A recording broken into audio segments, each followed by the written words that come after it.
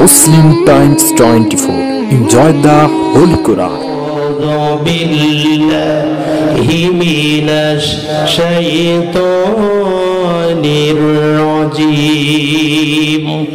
Bismillahirrahmanirrahim. شرع لكم من الدين ما وصى به نوحا والذي أوحينا إليك وما وصينا به إبراهيم وموسى وعيسى أن أقيموا الدين ولا تتفرقوا فيه. সূরার নাম সূরা শুরা। আপনারা বলেন সূরার নাম সূরা শুরা। আয়াত আছে 53টি, রুকু আছে 5টি, মক্কায় নাজিল। সূরাটা খুব বেশি ছোটও নয়, খুব বড়ও নয়, মাঝারি একটি সূরা। এই সূরার 13 নম্বর আয়াত আপনাদের সামনে পড়লাম। আল্লাহ পাক বলছেন ওই জায়গায়, ও দুনিয়ার মানুষেরা, আমি আল্লাহ পাক তোমাদের জন্য সেই দিনকে নির্ধারিত করে দিয়েছি, যেই দিনকে আমি নূহ আলাইহিস সালামের জন্য নির্ধারিত করে দিয়েছিলাম। তার মানে নূহ নবীর যেই দিন তোমাদেরও সেই দিন। নূহ আলাইহিস সালামের দিন এবং ধর্মের নাম ছিল ইসলাম। আপনারা বলেন আমাদের ধর্মের নাম কি? আল্লাহ বলছে নূহ আলাইহিস সালামকে যে ধর্ম দিয়েছিলাম তোমাদের সে একই ধর্ম, একই দিন দিয়েছি। আর হে মুহাম্মদ সাল্লাল্লাহু আলাইহি ওয়াসাল্লাম, ওহীর মাধ্যমে আপনাকে যে আদেশ দিয়েছি, আপনার পূর্বে ইব্রাহিম, মূসা, ঈসা আলাইহিস সালামকেও সে একই আদেশ দিয়েছিলাম। কি আদেশ দিয়েছিল আল্লাহ পাক? যে তোমরা দ্বীনকে কায়েম করো, পরস্পর বিচ্ছিন্ন হয়েও না, পরস্পর আলাদা হয়েও না, তোমরা সম্মিলিত হয়ে আমার দ্বীনকে প্রতিষ্ঠিত করো। আল্লাহ পাক নবীদেরকে দুনিয়ায় পাঠালেন আল্লাহর দ্বীনকে প্রতিষ্ঠিত করার জন্য, আল্লাহর দ্বীনকে জিন্দা করার জন্য, আল্লাহর দ্বীনকে বিজয় করার জন্য। আওয়াজ দিয়ে বলেন ঠিক কিনা? কিছু দাও। সম্মানিত ভাইরা, আল্লাহ পাক বললেন যে আমি আমার নবীদেরকে পাঠিয়েছি যেন নবীরা দ্বীন প্রতিষ্ঠা করতে পারে। প্রিয় ভাই সব, আমরা দ্বীন মানে মনে করি ধর্ম। দ্বীন মানে তোমার দ্বীন কি, তোমার ধর্ম কি? আমরা এতটুকু বুঝি দ্বীন অর্থ ধর্ম, কিন্তু না, দ্বীন শব্দ কোরআন শরীফের মধ্যে অনেক জায়গা আছে। আর দ্বীন শব্দের অনেকগুলি অর্থ হয়। দ্বীন শব্দের একটি অর্থ হচ্ছে কিয়ামত। দ্বীন শব্দের আরেকটা অর্থ হচ্ছে আদর্শ। দ্বীন শব্দের আরেকটা অর্থ হচ্ছে আইন এবং কানুন। দ্বীন শব্দের অর্থ হচ্ছে কিয়ামত। দলিল হচ্ছে সূরা ফাতিহার 3 নম্বর আয়াত। সূরা ফাতিহার মধ্যে আল্লাহ পাক বলছেন আলহামদুলিল্লাহি রাব্বিল আলামিন। আমার সাথে সকলেই পড়ুন আলহামদুলিল্লাহি রাব্বিল আলামিন আর রহমানির রহিম মালিকি ইয়াউমিদ্দিন। মনোযোগ দিয়ে শুনুন, আল্লাহ পাক সূরা ফাতিহার 3 নম্বর আয়াতে যে বললেন মালিক ইয়াউমিদ্দিন, এই দিন শব্দের অর্থ হলো কিয়ামত। সম্মানিত মুরব্বীরা, দিন শব্দের আরেকটা অর্থ হলো আদর্শ। দলিল হলো সূরা মুমিনের 26 নম্বর আয়াত। আল্লাহ রাব্বুল আলামিন বলেন وقال فرعون ذروني أقتل موسى وليدع ربه إني أخاف أن يبدل دينكم। সূরা মুমিনের 26 নম্বর আয়াতে আল্লাহ পাক বললেন, ফেরাউন তার দলবলকে বলল, ও আমার দলবল, ও আমার লোকজন, আমাকে ছেড়ে দাও, আমি মূসাকে হত্যা করব। কারণ আমি আশঙ্কা করছি ওই মুসা নবী দ্বীনকে বদলায় দেবে, দ্বীনকে পরিবর্তন করে দেবে। সম্মানিত ভাইরা আমার, সূরা মুমিনের 26 নম্বর আয়াতে যে দ্বীন শব্দ আল্লাহ উল্লেখ করেছেন, এই দ্বীন শব্দের অর্থ ধর্ম নাই, এই দ্বীন শব্দের অর্থ হলো রাজনীতি, অর্থনীতি, পৌরনীতি, সংস্কৃতি, যুদ্ধনীতি, পররাষ্ট্রনীতি। অর্থাৎ দ্বীন শব্দের অর্থ হলো আদর্শ। দ্বীন শব্দের আরেকটা অর্থ হলো আইন কানুন। দলিল হলো সূরা মাইদার 3 নম্বর আয়াত। আল্লাহ বলেন, আল-ইয়াউমা আকমালতু লাকুম দীনাকুম ওয়া আতমামতু আলাইকুম নি'মাতি ওয়া রাদিতু লাকুমুল ইসলামা দীনা। এই যে ইসলাম দীনা, এই দিন শব্দের অর্থ ধর্ম নয়, এই দিন শব্দের অর্থ হলো আইন, আল্লাহর আইন। এবার লক্ষ্য করুন, মনোযোগ দিয়ে শুনুন, সূরা শূরার 13 নম্বর আয়াতে আল্লাহ যে আকিমুদ্দিন বলেছেন, ওই দিন শব্দের অর্থ হলো আইন। তার মানে হলো আল্লাহ রাব্বুল আলামিন এই দুনিয়ায় যত নবী পাঠিয়েছিলেন, সমস্ত নবীদেরকে বললেন তোমরা দুনিয়ায় যাবে শুধু জিকির করার জন্য নয়, শুধু তাসবিহ পড়ার জন্য নয়, শুধু নামাজ পড়ার জন্য নয়, বরং এই দুনিয়ায় যাওয়ার পরে আমার দ্বীনকে, আমার আইনকে জমিনে প্রতিষ্ঠিত করে দেবে। আওয়াজ দিয়ে জোরে বলুন আল্লাহু আকবার। নবীরা আসলেন আল্লাহ জমিন, আল্লাহর দ্বীনকে, ইসলামকে, আল্লাহর আইনকে প্রতিষ্ঠিত করার জন্য। সম্মানিত ভাইরা আমার, আল্লাহ রাব্বুল আলামিন আমাদের নবীকে কি জন্য পাঠিয়েছিলেন, কেন আমাদের নবীকে পাঠিয়েছিলেন, এই ব্যাপারে আল্লাহ পাক সূরা ফাতাহ এর 28 নম্বর আয়াতে বলেছেন, আমাদের নবীও দ্বীনকে প্রতিষ্ঠিত করার জন্য এসেছিলেন। ওয়াল্লাযী আরসালা রাসূলাহু বিল হুদা ওয়া দীনিল হক লিইয়ুযহিরাহু আলাদ-দীনি কুল্লিহি ওয়া কাফা বিল্লাহি শাহীদা। আল্লাহ বলেন, আমি মহান সত্তা, আমি আমার নবীকে জন্য পাঠিয়েছি মানুষের তৈরি করা আইন ও কানুন, মানুষের তৈরি করা তন্ত্র মন্ত্রকে পরিবর্তন করে দিয়ে আমার জমিনে আমার আইন যেন সমাজে চালু করতে পারে। তাহলে আমাদের নবীও এসেছিলেন আল্লাহর জমিনে আল্লাহর দ্বীনকে প্রতিষ্ঠিত করার জন্য। আওয়াজ দিয়ে বলেন ঠিক কিনা? শুধু আমাদের নবীকে নয়, বরং সমস্ত নবীদেরকে আল্লাহ পাঠিয়েছিলেন দ্বীন কায়েমের দায়িত্ব দিয়ে।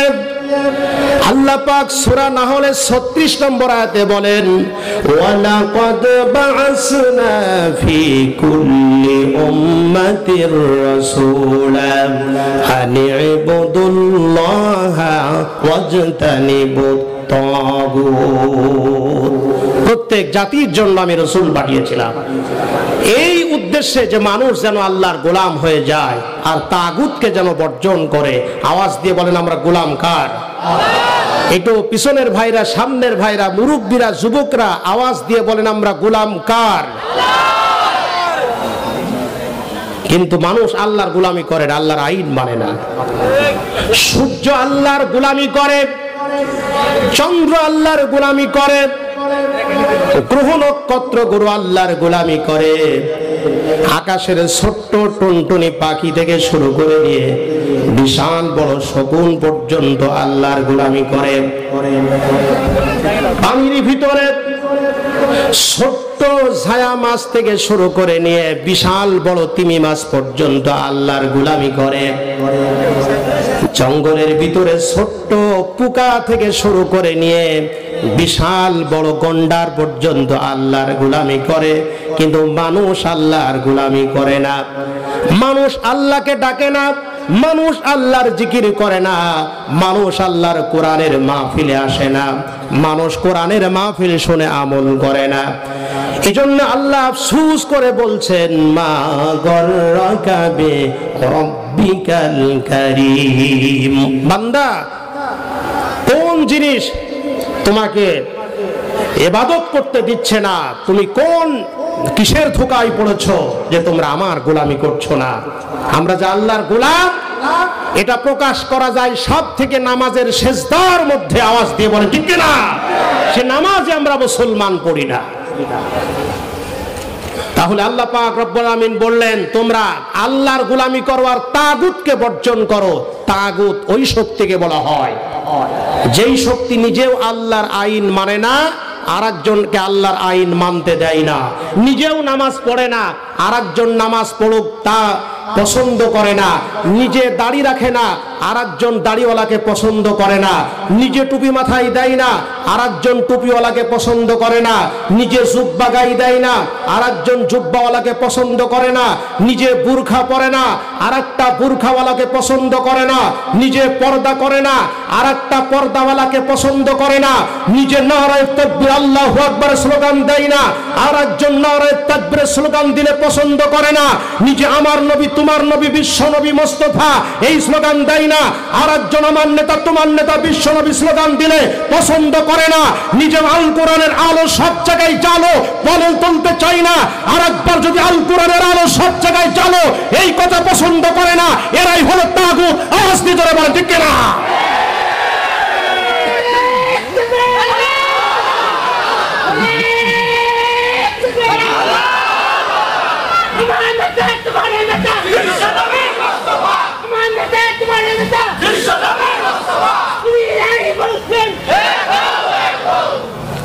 বলেন এই তাগুত সমাজে আছে কি নাই? সমাজে কত বড় তাগুত চলছে। সব থেকে বেশি বড় তাগুত ছিল ফেরাউন। বলেন বড় তাগুত কে ছিল? আল্লাহ বলছে এই কথা, ইজহাব ইলা ফিরআউনা ফিরআউন ইন্নাহু তাগা। ও মুসা তুমি ফেরাউনের কাছে যাও, তার কারণ ফেরাউন হলো তাগুত। শুধু ফেরাউনই তাগুত নাই, এখনো অনেক তাগুত সমাজে আছে। আওয়াজ দিয়ে বলেন আছে কি নাই? আজকে লক্ষ্য করে দেখেছেন বর্তমান সময়ে পত্র পত্রিকার মাধ্যমে, আজকে সিনেমার মাধ্যমে, নাটকের মাধ্যমে, মিডিয়ার মাধ্যমে, যাত্রার মাধ্যমে, স্টার জলসা, জি বাংলা সিরিয়াল, এই ধরনের সিরিয়ালের মাধ্যমে মুসলমানদেরকে এবং ইসলাম ধর্মকে তারা কালার করার জন্য ইসলাম এবং মুসলমান ইসলাম ধর্মের বিরুদ্ধে গভীর ষড়যন্ত্র করছে এই তাগুত শক্তি। আওয়াজ দিয়ে বলেন ঠিক না? বর্তমানে একটা সিনেমা তৈরি হচ্ছে, সিনেমার নাম হচ্ছে কমান্ডো। আপনারা যুবকরা বলেন সিনেমার নাম কি? কমান্ডো। ওই কমান্ডো সিনেমার নায়ক বানানো হয়েছে একজন অমুসলিমকে। খুব লক্ষ্য করুন কিভাবে তাগুত শক্তি ইসলামকে, মুসলমানদেরকে, আল্লাহর কোরআনকে ধ্বংস করার জন্য কিভাবে চেষ্টা করছে। লক্ষ্য করুন ওই কমান্ডো সিনেমার নায়ক, কমান্ডো সিনেমার অভিনেতা বা নায়ক বানানো হয়েছে একজন অমুসলিমকে। তার নাম হচ্ছে দেব। আর ভিলেনদের গায়ে জুব্বা পরিয়ে দেওয়া হয়েছে, আর মাথায় টুপি দিয়ে দেওয়া হয়েছে, পাগড়ি পরিয়ে দেওয়া হয়েছে, আর হাতে একটা কালিমার পতাকা দেওয়া হয়েছে। আপনারা কমান্ডো সিনেমা বলে যদি সার্চ দেন আপনারা বাড়ি বসে দেখতে পারবেন। ওই দাড়িওয়ালারা, পাগড়িওয়ালারা, জুব্বাওয়ালারা, তাদের হাতে একটা AK-47 রাইফেল দেওয়া হয়েছে, আর এক হাতে কালিমার পতাকা দেওয়া হয়েছে। দল বেঁধে দাড়িওয়ালারা, পাগড়িওয়ালারা এই রাইফেল নিয়ে যে বিভিন্ন জায়গায় হামলা করছে, আক্রমণ করছে, আর সেই আক্রমণের প্রতিহত করছে একজন অমুসলিম, তার নাম হচ্ছে দেব নায়ক। তার মানে হচ্ছে, বোঝানো হচ্ছে এই দাড়িওয়ালা, পাগড়িওয়ালা, টুপিওয়ালা, জুব্বাওয়ালা এরা হলো মুসলমান। মুসলমানরা সন্ত্রাসী, মুসলমানরা উগ্র, মুসলমানরা জঙ্গি। আমরা বলতে চাই এইভাবে করে সিনেমার মধ্যে দাড়ি টুপির অপমান করা হয়েছে, ইসলাম ধর্মকে অপমান করা হয়েছে, মুসলমানদের বিরুদ্ধে এটা গভীর ষড়যন্ত্র। আপনার আওয়াজ দিয়ে জোরে বলেন ঠিক কিনা? আমরা বলতে চাই যে সিনেমার ভিতরে মুসলমানদের বিরুদ্ধে, ইসলাম ধর্মের বিরুদ্ধে, দাড়ির বিরুদ্ধে, টুপির বিরুদ্ধে, জুব্বার বিরুদ্ধে, যে সিনেমার মধ্যে এরকম দেখানো হয়েছে মুসলিমরা সন্ত্রাসী, দাড়িওয়ালারা সন্ত্রাসী, ইসলাম ধর্ম হলো সন্ত্রাসী ধর্ম। যেই সিনেমার মধ্যে ইসলাম ধর্মকে কালার করা হয়েছে, আমাদের মুসলমানদের দাবি এই 18 কোটি মানুষের এই বাংলাদেশে আমাদের বুকের রক্ত থাকতে সেই সিনেমা ভারত, বাংলাদেশ, পাকিস্তানে চলতে দেওয়া হবে না, হবে না, হবে না। আর জোরে বলেন ঠিক কিনা?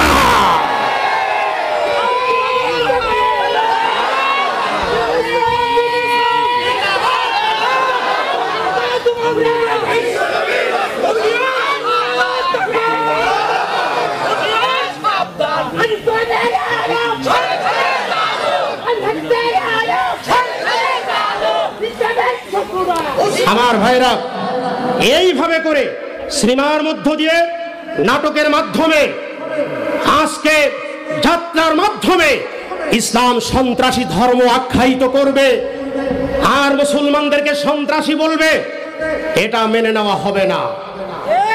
কিছুদিন আগে মায়ানমারে মুসলমানদের রক্তে, কিছুদিন আগে কাশ্মীরের মুসলমানদের রক্তে কাশ্মীরের মাটি লাল বানানো হয়েছিল। সেই সন্ত্রাসী মায়ানমারের অং সান সুচির বিরুদ্ধে একটা সিনেমা তৈরি করতে পারো না? কাশ্মীরের সন্ত্রাসীদের বিরুদ্ধে একটা সিনেমা তৈরি করতে পারো না? মুসলমানদের সন্ত্রাসী বলে তোমরা ইসলামকে কোরআনের আলোকে নিভাতে চাও, আপনারাই জবাব দেন, কোরআনের আলো কেউ কি নিভাতে পারবে? এ তো আস্তে কথা বলেন কেন? কোরআনের আলো কেউ কি নিভাতে পারবে? আমার ভাইরা, কোরআনের আলো যে নিভাতে পারবে না, এই কথা বোঝানোর জন্য আমি একটা এক্সাম্পল দিই, ছোট্ট করে শুনেন। আপনি একজন গরিব মানুষ, তার ছেলেকে লেখাপড়া শিখিয়েছে। গরিব মানুষের ছেলে লেখাপড়া শিখে সরকারি চাকরি পেয়েছে, শহরে থাকে, সরকারি বাসায় থাকে। এখন সরকারি বাসভবন পেয়ে ছেলে মনে মনে ভাবলো, আমার আব্বা সারাটা জীবন, আমার মা সারাটা জীবন কষ্ট করেছে আমাদের জন্য, আব্বা মা গ্রামের বাড়ি থাকবে, এটা হয় না, আমি আমার আব্বা আম্মাকে শহরের বাসায় আনবো। এমন ছেলে কিন্তু সবাই আশা করে, আওয়াজ দিয়ে জোরে বলেন ঠিক কিনা? কিন্তু এমন ছেলে এই পৃথিবীতে আছে, চাকরি যখন পেয়ে যায়, অফিসার যখন হয়ে যায়, আব্বা মা যখন ওই বাসায় বেড়াতে যায়, উপর থেকে যদি তার অফিসার বন্ধু জিজ্ঞেস করে, আব্দুর রহমান ভাই, ওই যে নিচেই ডাকতেছে, আপনার কে হয় ওরা? অনেক সময় ছেলে এই পরিচয় দেয়, উনি আমাদের কেউ নাই, উনি আমাদের বাড়ির চাকর। শুনে নেন, যেই পিতা মাথার ঘাম পায়ে ফেলে কষ্ট করে সন্তানের জন্য গোটা জীবন পরিশ্রম করলো, যেই জনম দুঃখিনী মা ছিঁড়া কাপড় পরে সন্তানের পরীক্ষার ফিটা গুছায় দিল, যেই জনম দুঃখিনী মা নিজে না খেয়ে সন্তানের ফর্ম ফিলাপের টাকাটা পূরণ করলো, সেই জনম দুঃখিনী মাকে কেউ যদি চাকরানি বলে আর আব্বাকে চাকর বলে, আল্লাহর কসম করে বলি, ওই সন্তান যতই মাদ্রাসা করুক, যতই হজ করুক, যতই নামাজ পড়ে পড়ে কপালে ঘাটা করুক, যত বড় ইসলামী আন্দোলনের নেতার কর্মী হোক, যত বড় মুবাল্লিগ হোক না কেন, যত বড় হুজুরের মুরিদ হোক না কেন, আল্লাহর কসম আল্লাহর জান্নাতে যেতে পারবে না। আওয়াজ দিয়ে জোরে বলেন ঠিক কিনা? এখন ছেলে বাবা মাকে নেওয়ার জন্য এসেছে গ্রামে, আব্বা মা খুব খুশি, শহরের বাসায় গেল। এরপরে ছেলে আব্বা মাকে রাতের খাবার কমপ্লিট করে দিয়ে ওই ছেলে বলছে, আব্বা মা আপনারা এই রুমটাই সুন্দর করে খাটে ঘুমিয়ে থাকেন, আর আমি আর আপনার বৌমা পাশের রুমে থাকলাম, কোনো সমস্যা হলে আমাদের বলবেন। এখন যাক, খাওয়া দাওয়া শেষ, ঘুমাবে, কিন্তু উপরে জ্বলছে বৈদ্যুতিক বাল্ব। চিল্লা বলেন, উপরে কি জ্বলছে? বৈদ্যুতিক বাল্ব। এখন বাপ মা গ্রামে বাস করে, সারা জীবন ল্যাম্প, হারিকেন আর মোমবাতিতে খানা খেয়েছে, ভাত খেয়েছে। পূর্বে আজ থেকে আপনি 40-50 বছর আগে যান, তখন তো বিদ্যুৎ ছিল না, আপনার এরকম সৌর বিদ্যুৎ ছিল না, এত ঘরে ঘরে বাতি ছিল না। তো যাই হোক, কিভাবে যে বাল্ব নিভাতে হয় বাপ মাতা জানে না, মনে মনে ভাবছে ছোট বাতি ল্যাম্প হারিকেন ছোট্ট করে ফু দেই, নিভে যায়, তো এই বাল্বের নিচে মনে একটু জোরে ফু দিতে হবে। তাই ছেলের বাপ ছেলের আব্বাকে ছেলের মাকে বললো, এক কাজ করো, ও আব্দুল্লাহর মা, তুমি একটু বাতিতে ফু দাও। বলে কিন্তু আমি মানে কি বলে ফু দেবো, কিন্তু আমার বাতি তো অনেক মাথার উপরে দূরে, মানে টেবিলের উপর ওঠো, ওটা বাতিতে ফু দাও। প্রথমে মা বাতিতে আচ্ছা করে ফু দেয়, ফু দিলে কি বাতি নেবে? বাতি নিতেছে না, গা ঘেমে গিয়েছে। তখন ওই ছেলের বাপ বলছে, এসো, তোমার মতো মেয়ে লোকের কাজ নাই, আমার মতো পুরুষ মানুষ দরকার। কাঁচা বেঁধে এবার বাল্বের নিচে ফু জোরে, মানে মুখ লাগিয়ে জোরে ফু দে। জোরে ফু দিতে গিয়ে একেবারে টেবিল উল্টে মাটিতে পড়েছে, দাঁতও ভেঙেছে, কপালও কেটেছে, বিরাট শব্দ হয়েছে। শব্দ হওয়া দেখে ছেলে পাশের রুমে ছিল, আর রুম খুলে দেখে সর্বনাশ, বাপের কপাল কেটেছে আর দাঁত ভেঙে পড়ে আছে। এখন ছেলে এসে আব্বা তুলে বলছে, বাপ কি হলো, কি হলো আব্বা, কি হলো? তখন বাপ বলছে, খোকা শোন, এই যে কান ধরলাম, তওবা করলাম, তোর বাড়ি জীবনে আর আসবো না। বলছে, কেন আব্বা, কেন? বলে, হ্যাঁ, সারা জীবন ছোট ছোট বাটিতে ফু দিয়ে, ছোট্ট করে সামান্য ফু দে, ল্যাম্প হারিকে এমনি নিভে যায়। তুমি বাবা কেমন বাতি ধরালে, আমি তোমার মা ফু দিতে দিয়ে হাত লেগে গেল, আমি ফু দিতে গিয়ে আমার কপালও কাটলো, দাঁতও ভাঙলো, বাবা তোর বাড়ি আর আমি আসবো না, এ বাতি তো নিভালো কেন না?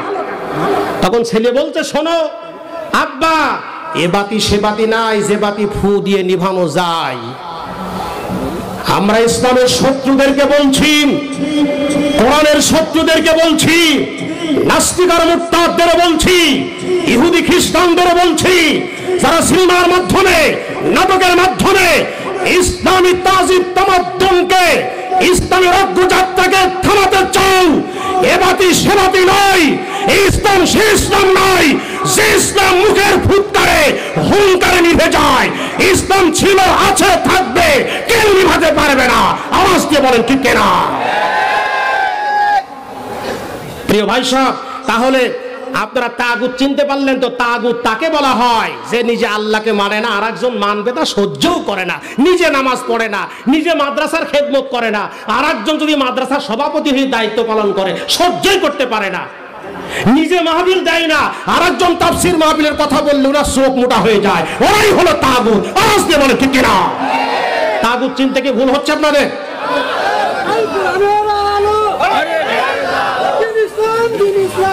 আমার ভাইরা, এই তাগুত থেকে আমাদের বাঁচতে হবে। আল্লাহ পাক বললেন যে সমস্ত নবীরা পৃথিবীতে আসলো আর বললো তোমরা আল্লাহর গোলামি করার তাগুতকে বর্জন করো। প্রিয় ভাই সব, তাহলে আমরা বুঝতে পারলাম আমাদের অল্প সময়ের আলোচনার মাধ্যমে যে সমস্ত নবীরা এসেছিলেন আল্লাহর দ্বীনকে জিন্দা করার জন্য।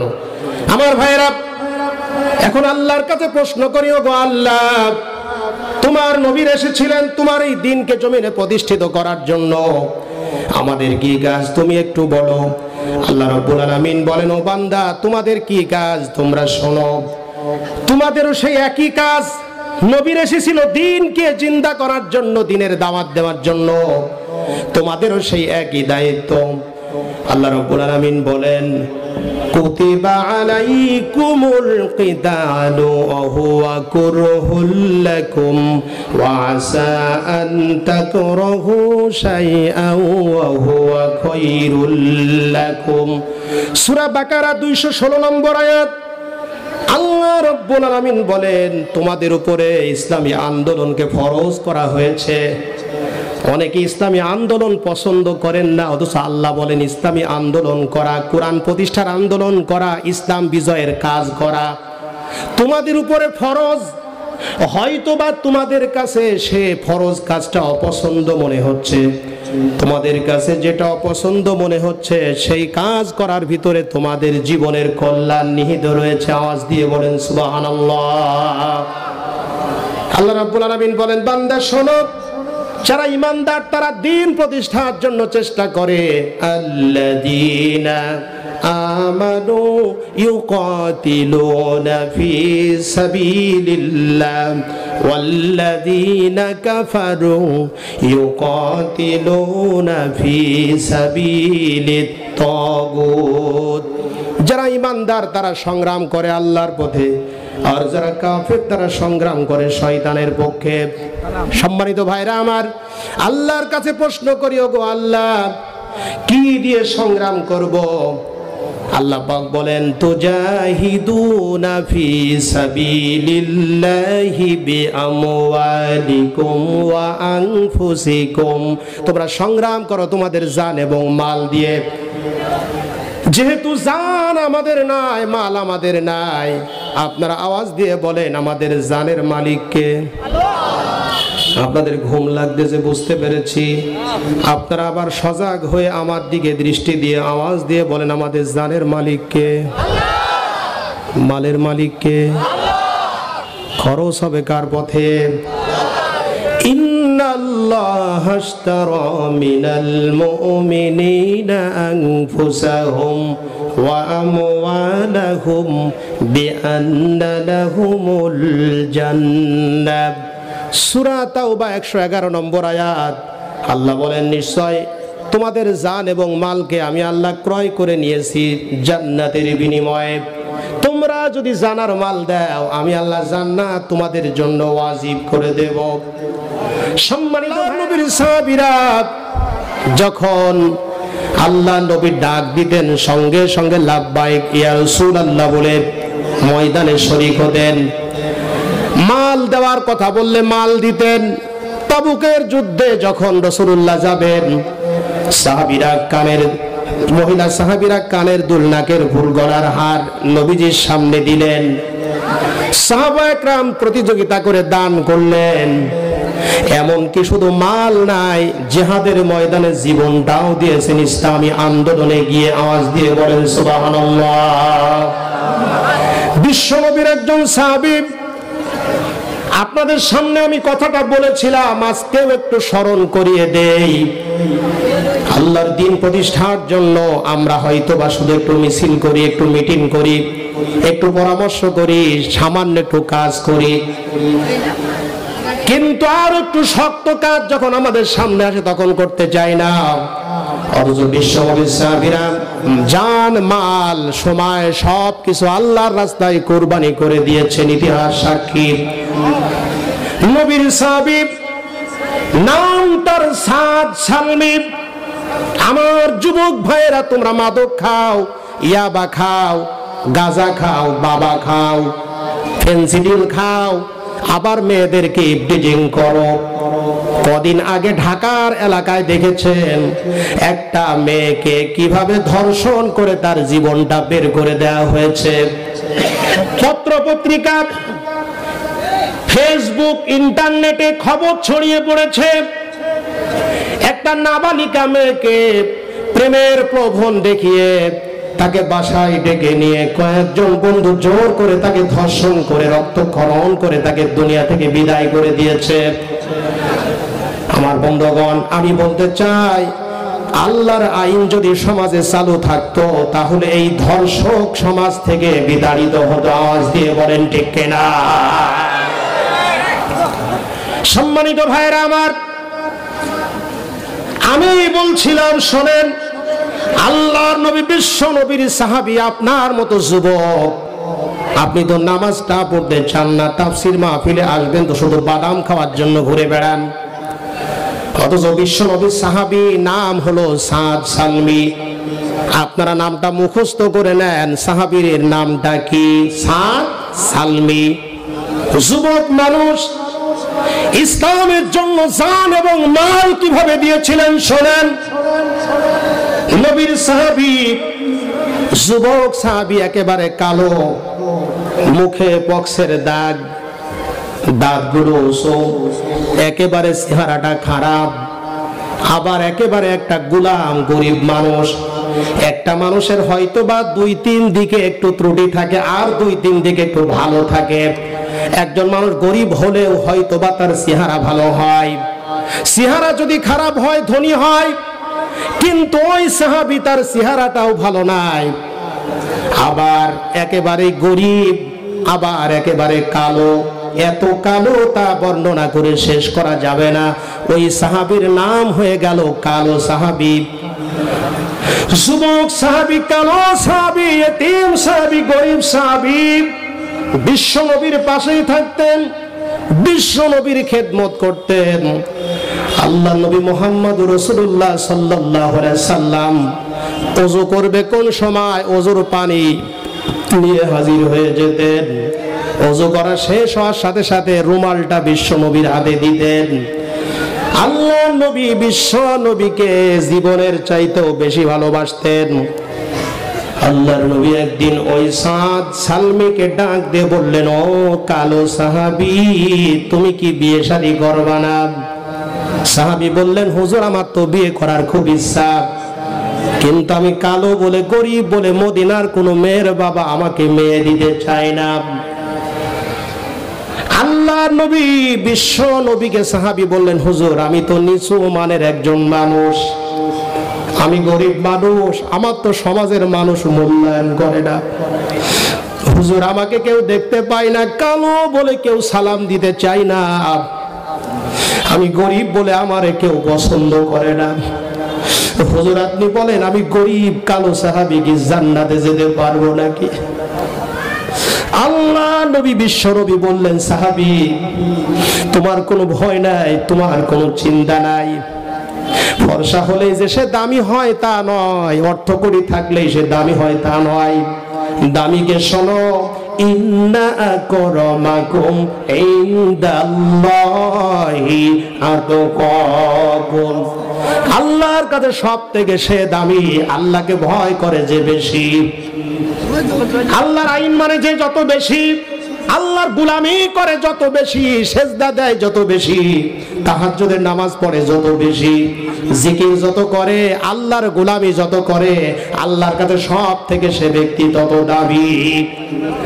মাইকিং হয়েছে 5 দিন ধরে, পোস্টারিং হয়েছে 10 দিন আগে, হাজারো মানুষ শুনেছিল, কিন্তু চার দোকানে গল্প করছে অনেকেই কিন্তু স্টার জলসা জি বাংলা সিরিয়াল দেখতেছে, অনেকেই নাটক দেখতেছে, অনেকে চার দোকানে গীবত করতেছে, অনেকে বাদাম আর পেঁয়াজে বড়া খাচ্ছে।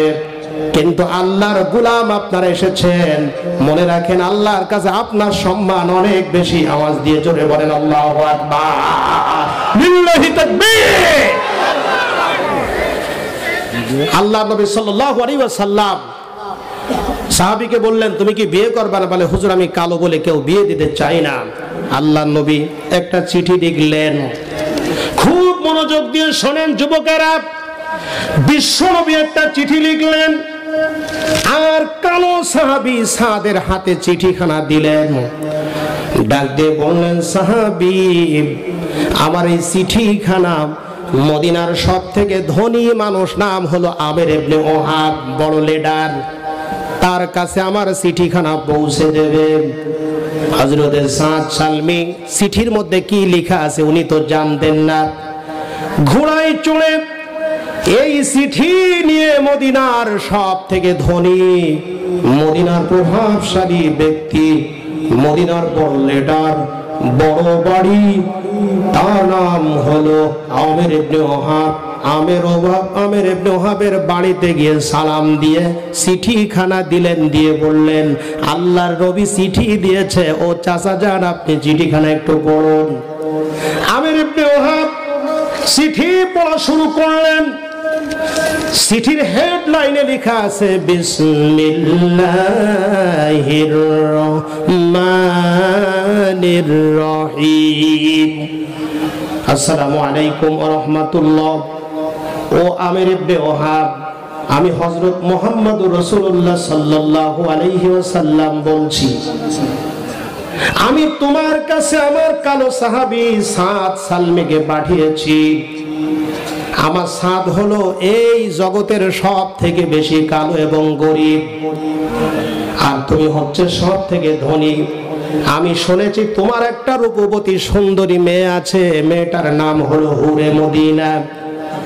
আমি তোমার কাছে অনুরোধ করলাম, আমার এই কালো সাহাবীর সাথে তোমার সুন্দরী মেয়েটার বিয়ের ব্যবস্থা করে দাও। সুবহানাল্লাহ বলেন সকলে আপনারা। সাহাবী চিঠি পড়ে কপালে চোখ উঠে গেছে। আশ্চর্য ব্যাপার, আমি এত ধনী, আমার মেয়ে সব থেকে সুন্দরী, আর এরকম একটা গরিব ছেলে, কালো ছেলের সাথে আমি বিয়ে দেব? হাতে করে আমার মেয়ের কপাল পোড়াবো, এটা কি করে হয়? বিয়ে দেবেন না মনে মনে টার্গেট করে বাড়ির মধ্যে গেলেন। মেয়েকে বললেন, মা তোমার সাথে একটা কালো ছেলে বিয়ে করতে এসেছে, আমি কিন্তু বিয়ে দিতে রাজি নাই, তোমার মতটা কি? মেয়ে তখন বলছে, আব্বা আপনার কাছে আমি একটা কথা জানতে চাচ্ছি, যেই ছেলেটা বিয়ে করতে এসেছে বলছেন, ওই ছেলে কি নিজেই বিয়ের প্রস্তাব দিয়েছে নাকি এর মধ্যে অন্য কোনো ব্যাপার স্যাপার আছে? তখন পিতা আমির ইবনে ওহাব বলছে যে না মা, ওই ছেলে তো নিজে বিয়ের প্রস্তাব দেয়নি, বরং এই দেখো চিঠি, আল্লাহ নবী আমাকে অনুরোধ করেছে আমি যেন তোমার সাথে তার বিয়ে দেই। আল্লাহু আকবার বলেন সকলে। মেয়েটির চোখ দিয়ে টপ টপ করে পানি পড়লো, চিঠির পৃষ্ঠাটা ভিজে গেল। মেয়েটা ছিল খুব আল্লাহওয়ালা, খুব পর্দানশীল। মেয়েটা কাঁদতে কাঁদতে বলল, আব্বা আল্লাহর কসম করে বলছি, ছেলেটা যদি বিয়ের প্রস্তাব দিত আমি বিয়ে করতাম না, কিন্তু বিশ্বনবী যেহেতু ঘটক, তিনি অনুরোধ করেছেন যে ওই ছেলের সাথে আপনি যেন আপনার মেয়ের বিয়ে দেন, আপনি যদি এই কাজটা না করেন তাহলে বিশ্বনবীকে কষ্ট দেওয়া হবে। আর আল্লাহর নবী বলেছেন, লা ইউমিনু আহাদুকুম হাত্তা আকুনা আহাব্বা ইলাইহি বিওয়ালিদিহি ওয়া ওয়ালাদিহি ওয়ান নাসি আজমাইন। অতদিন পর্যন্ত ইমানদার হতে পারবে না যতদিন পর্যন্ত সকলের চাইতে নবীকে ভালোবাসতে পারবে না। আমার নবীকে আমরা ভালোবাসি কিনা জোরে বলেন। আমার নবীকে আমরা কতটুকু ভালোবাসি প্রমাণ দিয়েছিলাম। কিছুদিন আগে ম্যাক্রো যখন নবীকে ব্যঙ্গ করলো, তরুণ যুবক কিশোর রাজপথে নেমেছিল আর ঘোষণা করেছিল, ম্যাক্রোর দুই গালে জুতা মারো তালো তালে। আওয়াজ দিয়ে জোরে বলেন ঠিক কিনা। গোটা দেশ গোটা পৃথিবী বুঝেছে মুসলমান এখনো জিন্দা আছে। তো যাই হোক, মেয়ে বলছে, আব্বা আপনি বিয়ের ব্যবস্থা করেন, দুনিয়ার এই সম্পদের দিকে তাকিয়েন না, রসুলের ভালোবাসায় রসুলের কথা মতো আপনি ছেলের সাথে আমার বিয়ে দিয়ে দেন। আব্বা খুশি হয়ে গেল, ছেলেটার সাথে বিয়ের ব্যবস্থা করে দিলেন। আল্লাহু আকবার বলেন সকলে আপনারা।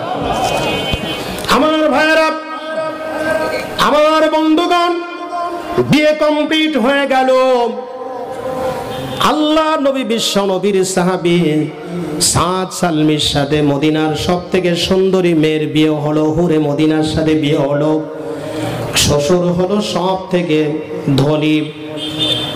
বিয়ে দেওয়ার সঙ্গে সঙ্গে হযরত সাদ সালমির শ্বশুর আমির ইবনে ওহাব জামাইয়ের হাতে অনেকগুলি টাকা দিলেন, দিয়ে বললেন, আমার জামাই গো সাদ সালমি, যেহেতু আজকে তোমার বাসর ঘর হবে, আজকে তোমার ফুল সজ্জা, আজকে তোমার বাসর ঘর, আমি জানি তোমার কাছে বাসর ঘর সাজানোর মতো একটি টাকাও নাই, আমার মেয়ের বিয়ের শাড়ি কেনার মতো টাকাও তোমার কাছে নাই, আমার মেয়ের গহনা কেনার জন্য, শাড়ি কেনার জন্য, বাসর ঘর সাজানোর জন্য টাকা দিলাম, এই টাকা নিয়ে তুমি মদিনার বাজারে চলে যাও, বাসর ঘর সাজাবাম।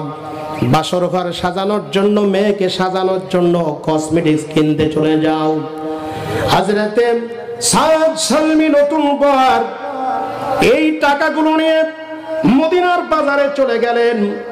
মদিনার বাজার থেকে বিবির জন্য কানের ফুল, কানের দুল, নাকের ফুল, গলার হার কিনলেন, বিয়ের শাড়িটা কিনলেন, বাসর ঘর সাজানোর জন্য কসমেটিক্স কিনলেন, অনেকগুলি সামগ্রী কিনলেন।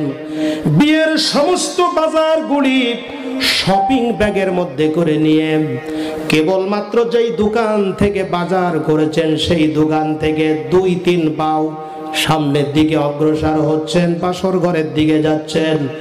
হঠাৎ উনি দেখতে পেলেন ওই বাজারের দোকানদাররা সব চিল্লাচিল্লি শুরু করেছে, দোকানের ঝাঁপগুলি বন্ধ করে দিচ্ছে, নবী নবী বলে পাগলের মতো চিৎকার করছে।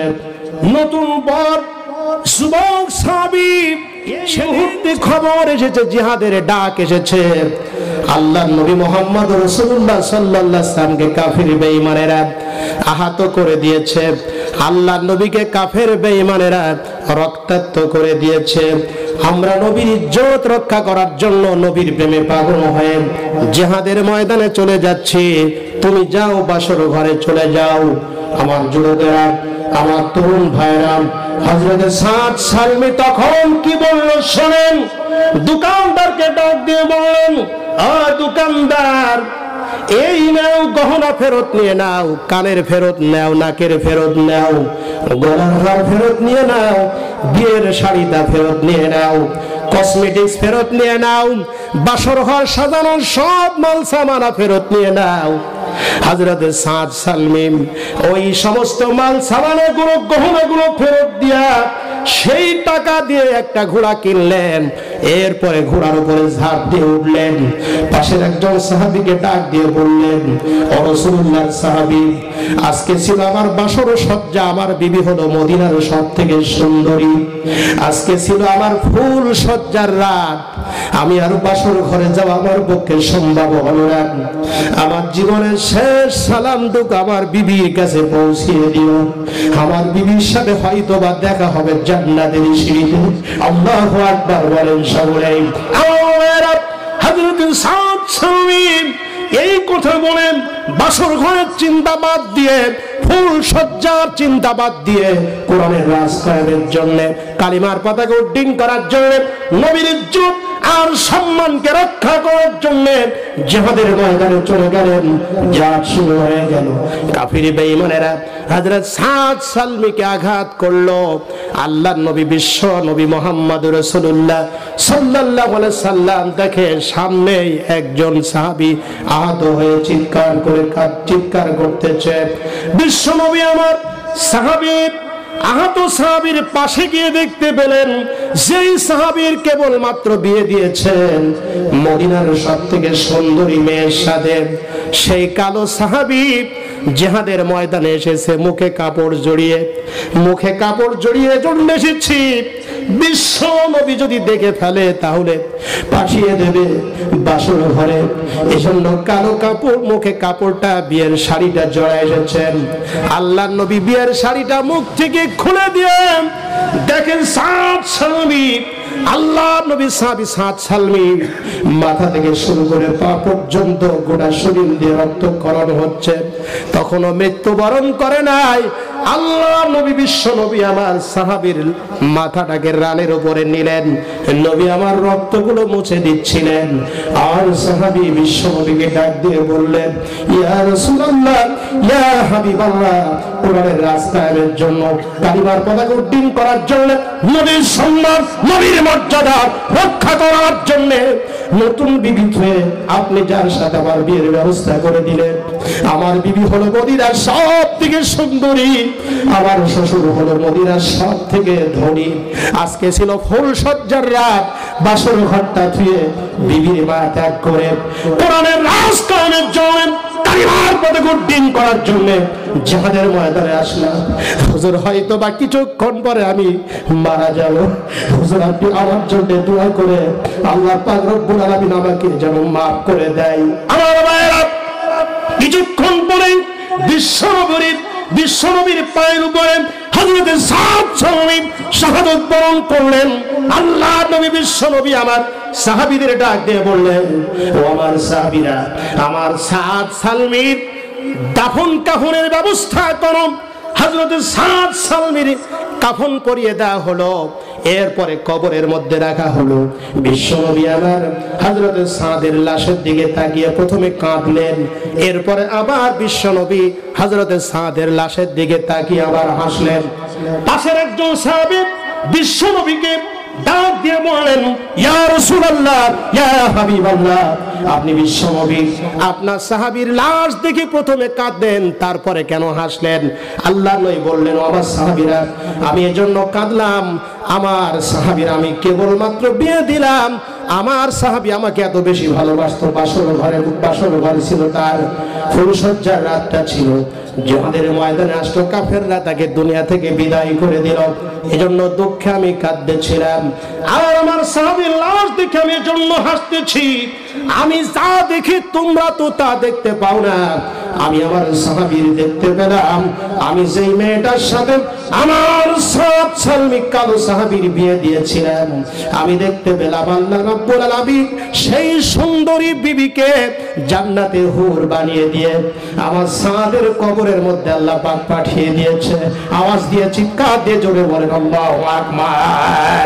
শুধু তাই নয়, আমি দেখতে পেলাম আমার আমার সাদের জান্নাতের হুর গেলে মা আমার সাদের খেদমত করার জন্য তারা দৌড়াদৌড়ি করতেছে, তাদের পায়ের কাটা কাপড়গুলো হাটের উপরে উঠে যাচ্ছে। আমার বন্ধুগণ, সুতরাং আসুন আল্লাহর এই জমিনে কোরআনের লস কায়েমের জন্য পরিবার পথে কঠিন করার জন্য আল্লাহর নবীর সাহাবীরা কিভাবে রক্ত দিয়েছেন, জীবন দিয়েছেন, সময় দিয়েছেন, মেধা খাটিয়েছেন। প্রয়োজন যদি হয় আল্লাহর এই জমিনে কোরআনের ইজ্জতকে রক্ষা করার জন্য, ইসলামের ইজ্জত রক্ষা করার জন্য, মাদ্রাসা টিকে রাখার জন্য, মসজিদ টিকে রাখার জন্য, দাড়ি টুপির মর্যাদা টিকে রাখার জন্য প্রয়োজন যদি হয় হযরত সাদের মতো রক্ত দিতে রাজি আছি। কারা কারা হাত তুলে আল্লাহকে দেখান।